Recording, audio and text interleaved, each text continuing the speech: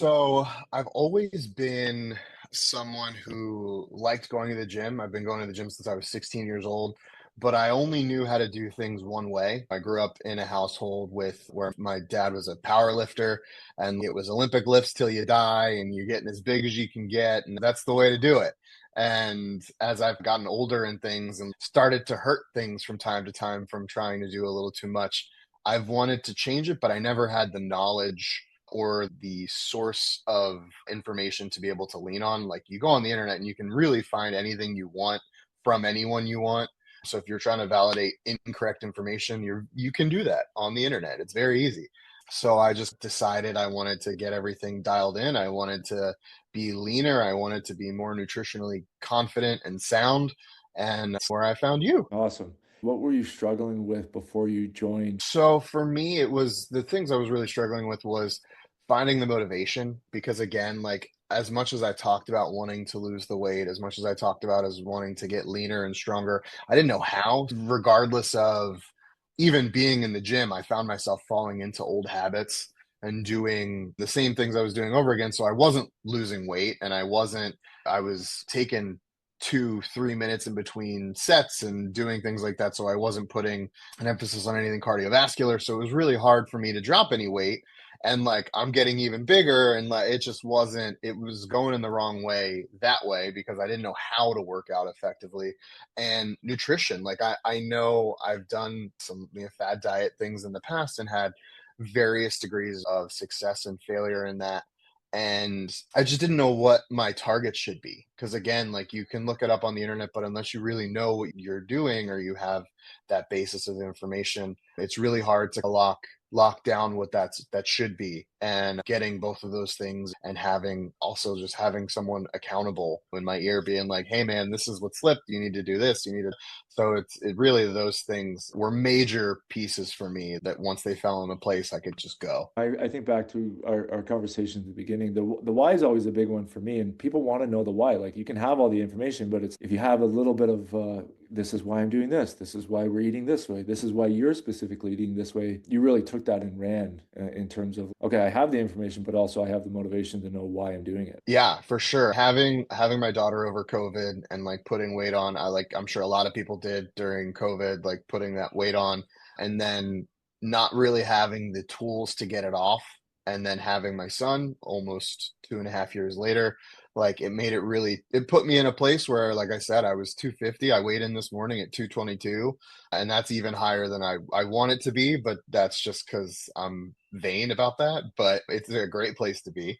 But yeah, having those two and wanting to be able to be here for them as long as I can and be as active as I can for them for as long as I can. My daughter's just doing gymnastics and I don't want to miss gymnastics meets and things, and I want to have the energy to work all day and then go to that Thursday nights and when my son gets involved in things, and I want to be able to have the energy and walking up flights of stairs and stuff. I was getting winded going up one flight, and here we have 3 flights of stairs, so I can't even imagine where I was at going up and down these steps. I would have been dying. So it's that was huge, like you utilizing that as fuel to my fire, but also, like I said, giving me the tools to be able to do it was awesome.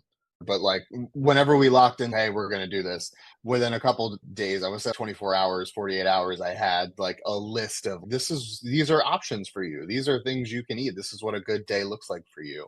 And they avoided, I have a thing about fish and I told you that, and I'm allergic to avocado and I told you that, and those were all things that were missing from that list of things. And so it was really great to be able to go out and go grocery shopping the next day, be able to get everything that I needed to be able to feel what a correct week was like for me, and then to be able to tinker in the app and with meals and with things where I was like, okay, the kids aren't going to eat this and my wife's not going to eat this. And you really did help with the understanding that, like, Yeah. but yeah, it's just little stuff like that I feel like people every day just don't even realize how much a small shift in what you're doing and just halving or quartering what you're eating, you'll still be full, you'll still feel nourished, but you won't go over that caloric amount, and you're able to get more protein in that way. And yeah, so it's those little things were just so huge early where I was like, oh man, I'm already feeling different. Yeah, I think there's always some nerves that come in, one with working with someone, because I feel like there is shame in society for asking for help and having to admit to yourself and to a stranger online. You and I have never met. We've never physically, I've never shook your hand or anything like that. But there's shame in admitting that, hey, I've let myself go. Hey, I've failed myself. And like admitting that to yourself is hard enough. Admitting that to a stranger on the internet is even harder. And then having that person have to see your flaws and everything, I think is a really difficult process. And what I think really helped me with that is, again, just one, you've dealt with this so many times with so many people already. So you obviously have experience in that, but the way that you're able to tailor it to me specifically, because obviously I can't speak to anyone else, but the way that you're able to talk to us before we start programs and things like that, and find out our why and use that as incentive and as something to keep us going towards the path. This is not a perfect process. Like I was down to, I think, 215 or 212 or something a couple months ago. And then I moved and my whole life got shaken up and I'm back up to 222. And that's a process, but never once has it been, have you come at me in a way that was, oh, you're dropping the ball, you're slipping here, you're this, you're that. You've always been there to be like, okay, man, checking in. Like, you're not hitting the same workouts you were hitting. You're not hitting the same steps you were hitting. I'm going to reset this month for you because you didn't get enough workouts in, and that's going to help you. And it's going to hurt you for next month. So doing all of those things, checking in, maintaining accountability, but also being like, hey, how are you the person, has made all of that nervousness, all of that anxiety of those things go away. And admitting like it's okay to say I've let myself go and it's okay to ask for help. And I think that has helped me in other parts of my life where I may have been dropping the ball or I may have been having a hard time being able to do it this way. And it has shown me that there are a lot of avenues where you can ask for help and people will accept you, bring you in instead of push you away. I appreciate that, man. It means a lot. That's as a coach, you get drill sergeant coaches, you get coaches that use guilt and shame, and it happens and it's unfortunate, but none of that stuff lasts in the long run. You might get some results in the beginning, but it's like a hockey coach. You have a shelf life. You can Hmm. shorten that shelf life or you can lengthen it out. And the way you treat people is how long that shelf life is. And my goal for anyone in working with you specifically is it's not doing this for a couple months. It's you got to take this and do it for the rest of your life and feel good about it, not coming with a sour taste in your mouth after the fact, regardless of the results that happen. For sure. And that's I said it to you in our chat and I said it to my wife after, as I was like, I don't know that Marty understands, like he's gonna have me stuck to him for a really long time. I'm gonna be doing this for a real, like maybe forever. And she laughed and she was like, of course, she's like, why wouldn't you? Like you've seen so much success, you've seen so much change in your physical ability and your physicality. I'm a short guy. I'm 5'7", 5'8", and I've always been a broad, stocky guy. I've always been strong, but I'm able to do the same things I was at 250, 255 pounds at 222. And I feel better. I'm not as gassed all the time. I'm back to playing hockey and I'm doing all these things. And she was like, you've changed my life. And it's been so great. I don't like, I know that it's going to be a question if something could be different. And I don't have anything, like everything's been awesome. Yeah. One, it's been amazing. Like being back on the ice I was almost 5 years without. And when I was on the ice, it was right after my daughter was born last. So she was newborn. I was April of 2022 was the last time I was on the ice. And there was a wide gap before that. And so it was very sporadic and I was heavy. I was at like 250 when I was on there. And it's so weird to see video of me skating then and me skating now because my stride was off. I'm not going as quick into turns. I'm not pivoting as well because I'm carrying so much more weight. And since I started up, and this was, I want to say, the end of January, I think we had our first game. I have gone from I was the first game I played, I was the third winger on the second line. So like I was a rotational guy.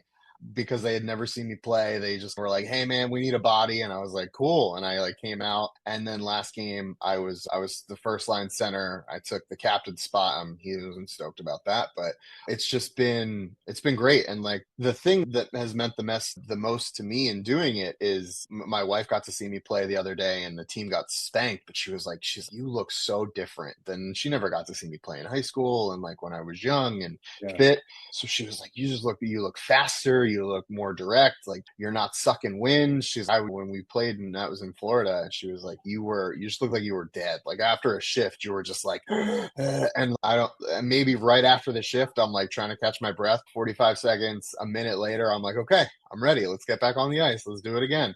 Up and down. And there's a guy on my team that's in his 60s still playing, and I love it. And he was like, he looked at me last game. We didn't get to play with each other, and he was like, "I really miss playing on a line with you." You just get after it, man. And I was like, I really appreciate that. It's a great feeling for a guy to be like, "I like playing with you because you just go." And he's like, I know if I throw the puck up there, you're going to go get it. And I was like, I literally could not get it 5 years ago. I would have been like back with you and been like, man, whew. And he's got 30 years on me. So I shouldn't be feeling that way. But that's been the best feeling. And then I'm scoring points, scoring goals and stuff close to the league, leading those things. And that always is good for the ego. But it's all because I'm able to get down there. I'm able to be in the offensive zone. I'm able to transition from defense and do all that stuff. It's been great. It's been so wonderful. And I'm excited to see what continues to happen. Cause like I said, you're stuck with me for a long time. So That's all. It's awesome to hear because that was one of your main goals in the beginning was prepping down the road, obviously for life and be there for the kids and but oh the yeah. hockey side of it too. So let's wrap it up. I got one more question here. What would you tell someone who's unsure about getting started? What would be your advice? So coming from someone who waited probably, I think, another year to really interact with you from the first time, the only person you're hurting is yourself. And I've really taken that into this and doing this with you. We've been together for almost, I think it's a year in May, or yeah, I think it's a year in May or March or something like that. You asked me that on one of our first calls, one of our first check-ins. What do you regret? And what can you say to people that are maybe hesitant? And it's, if you don't jump in with both feet, going slow and steady is great, but if you jump in with both feet, you're going to get results faster. You're going to feel better faster. You're not asking for wholesale change. You're asking to change a couple little things here and there, and that makes such a big change in your life. So I just think, especially in this, I can't speak to anything outside of this. Obviously, you are the person I have chosen to work with, and I feel like has been wonderful. But you should feel your trepidation because obviously, again, we've established it's hard. Yeah. It's difficult to admit to yourself and admit to others that, like, hey, I failed and I need help. But the only person you're hurting once you get to that point is yourself.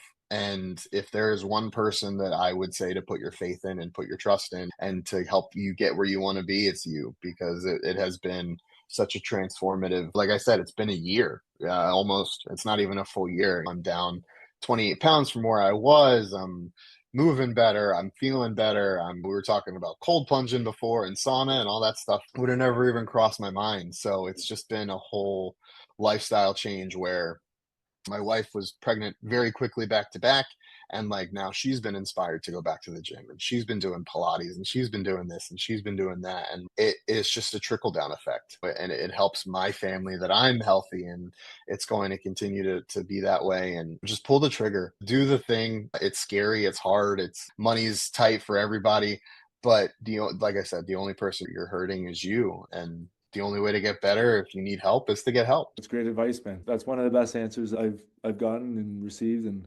I always go back, people are always thanking me, and I always got to thank you too, because you came in with the right attitude and you're motivated. And obviously we went through the vetting process and had conversations, but I take some credit for some stuff, but like a lot of credit's got to go to you and adapting and taking my advice. And it's not a situation where I'm telling you everything you have to do.